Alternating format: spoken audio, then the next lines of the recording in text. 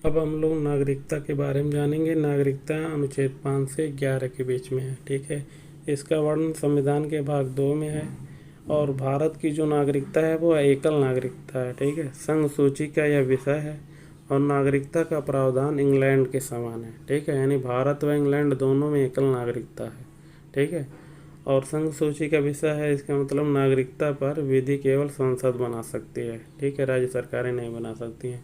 नागरिकता प्राप्ति के तरीके, नागरिकता समाप्ति के तरीके जानेंगे, नागरिकता संबंधी अनुच्छेद जानेंगे, ठीक है। एकल नागरिकता का मतलब होता है भारत का नागरिक किसी अन्य देश का नागरिक नहीं हो सकता है। यानी राज्यों की नागरिकता अलग से नहीं होगी, केवल एक नागरिक होगा, वो भी भारत का, ठीक है। अनुच्छेद इसके तहत जान लेते हैं। 5, 6, 7, 8 ये अनुच्छेद भारत की आज़ादी के समय प्रभावी थे, वर्तमान समय में नहीं है। 9, 10, 11 ये अनुच्छेद आज भी प्रभावी हैं, ठीक है। तो नागरिकता के बारे में आज हम लोग जानेंगे। अनुच्छेद 5 से 11, ठीक है। नागरिकता प्राप्ति के तरीके, नागरिकता समाप्ति के तरीके, CAA और NRC के बारे में जानेंगे।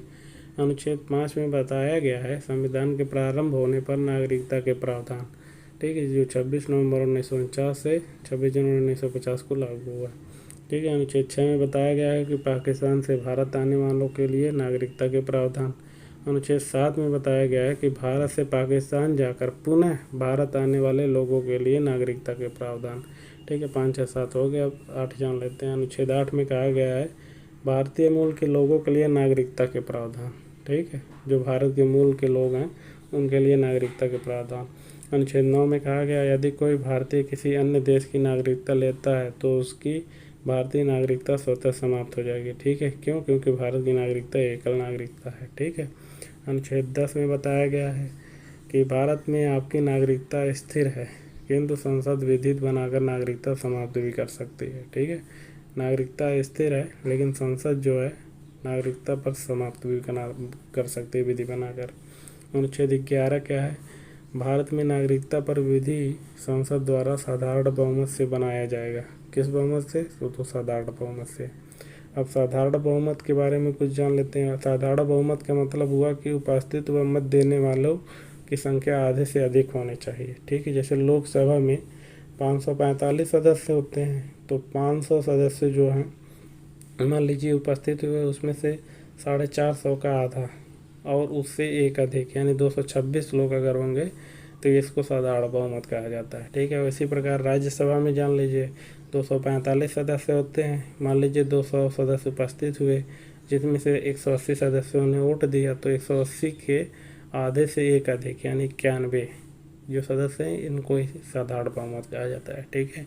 नागरिकता के बारे में हम जान लेते हैं कि नागरिकता देश के और उसके निवासियों के मध्य एक संबंध है, ठीक है। ठीक है, आदर्श भारतीय होने का मतलब है कि आप नागरिक हैं, ठीक।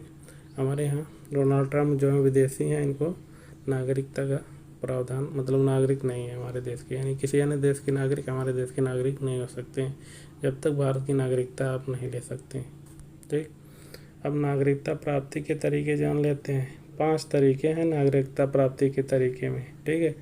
क्या क्या है? जन्म से, वंश से, पंजीकरण से, देशीयकरण से, अर्जित भूभाग से, ठीक है। समाप्ति के भी 3 तरीके हैं, ठीक।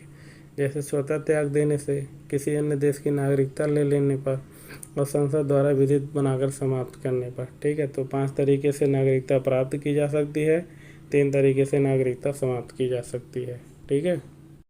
संविधान में हम लोगों ने संविधान में संविधान सभा प्रस्तावना भाग 1 और भाग 2 पढ़ लिया है। अब मूल अधिकार यानी भाग 3 के बारे में पढ़ेंगे, ठीक है। मूल अधिकार को इंग्लिश में फंडामेंटल राइट भी कहा जाता है, शॉर्ट फॉर्म में FR कहा जाता है, हिंदी में मौलिक अधिकार कहा जाता है। इसका वर्णन भाग 3 में है, ठीक है। अनुच्छेद 12 से 35 के बीच में है।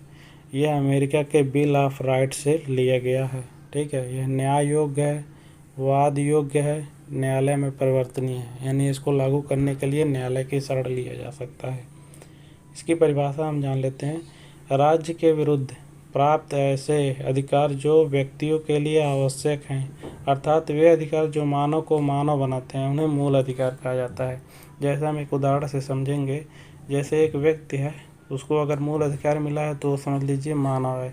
अगर मूल अधिकार नहीं मिला है तो मानव नहीं है, दानव है। जैसे एक वृक्ष होता है, अगर उसको हम अलग कर देते हैं, ठीक है, तो यह लकड़ी हो जाता है, और जब तक यह अपने मूल से यानी जड़ से जुड़ा होता है तब तक यह वृक्ष होता है। ठीक उसी प्रकार कि जब तक व्यक्ति को मूल अधिकार नहीं मिले रहेंगे तब तक वह मानव नहीं होगा, यानी मानव को मानव बनाने के लिए मूल अधिकार आवश्यक है।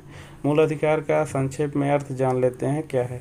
मूल का मतलब होता है जड़, और अधिकार का मतलब होता है आवश्यक व अनिवार्य तथ्य। ठीक है, अब मूल अधिकार की विशेषता हम जान लेते हैं। जैसे मूल अधिकार जो है अमेरिका के बिल ऑफ राइट से प्रेरित है। मूल अधिकारों को मैग्ना कार्टा भी कहा जाता है। मूल अधिकार वाद योग्य, न्याय योग्य, न्यायालय में परिवर्तनीय है, मतलब इसको लागू करने के लिए न्यायालय की शरण लिया जा सकता है। सुप्रीम कोर्ट के अनुसार अनुच्छेद 32, ठीक है, 5 ऋण जारी कर सकता है, और हाई कोर्ट अनुच्छेद 226 के तहत 5 ऋण जारी कर सकता है। ठीक है, मूल अधिकारों में संशोधन जो है अनुच्छेद 368 के तहत किया जा सकता है। ठीक है, अब EFR का मतलब फंडामेंटल राइट आत्यांतिक नहीं है, अर्थात इन पर युक्त निर्बंध लग सकते हैं। युक्त मतलब कि तरीके सहित निर्बंध लगाया जा सकता है, यानी रोका जा सकता है। यह किसी भी सीमा तक नहीं है, ठीक है, बल्कि इन पर रोक लग सकती है। फंडामेंटल राइट आदित्यज्य नहीं है, मतलब इन्हें त्यागा नहीं जा सकता है। ठीक है, यह नागरिकों को स्वतः ही प्राप्त है।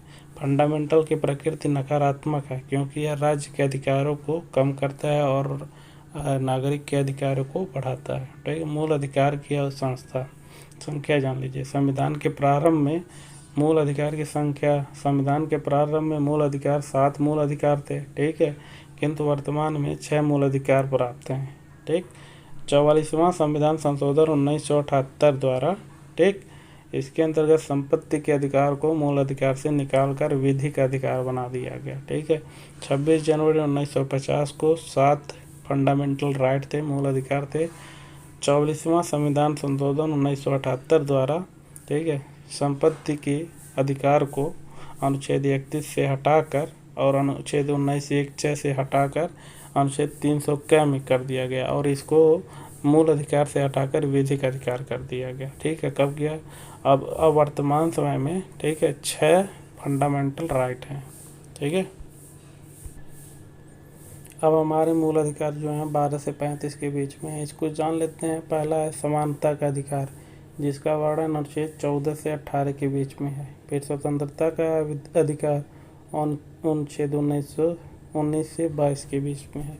शोषण के विरुद्ध अधिकार अनुच्छेद 23 से 24 के बीच में है। धार्मिक स्वतंत्रता का अधिकार 25 से 28 के बीच में है। शिक्षा एवं संस्कृति का अधिकार 29 से 30 के बीच में है।